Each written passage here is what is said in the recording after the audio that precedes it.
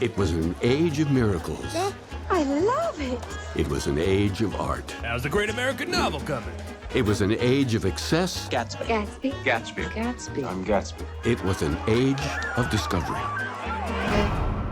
I find it interesting that so many people are digging into the sources for Gatsby. We may never know. Everybody seems to believe that Great Neck is West Egg and the Port Washington Peninsula represents East Egg.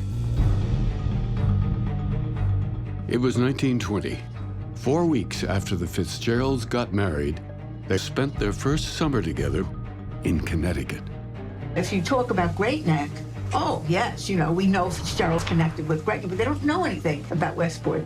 Next door to their cottage lived a mystery millionaire who threw extravagant parties. This house is a very significant setting. We took Zelda's only novel, Save Me the Waltz, A Beautiful Day, and we took Gatsby, and we found phrases, words, and scenes. They're both talking about the same thing.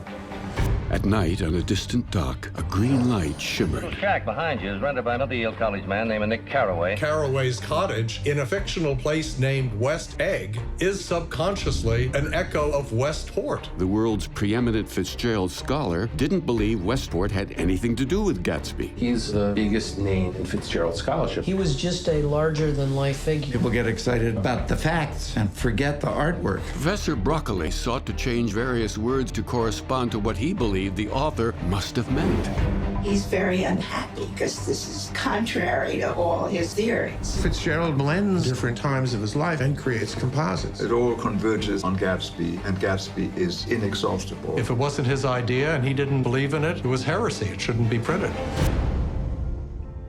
Think of all of us when we're around 20 and we see some other landscape. That has an effect that 10 years later, it wouldn't have. They both look as though they just stepped out of the sun. People fell in love not with Zelda and not with him, but with the two of them together. He knew back then in 1920 he would never be as happy again. Is he saying that about himself?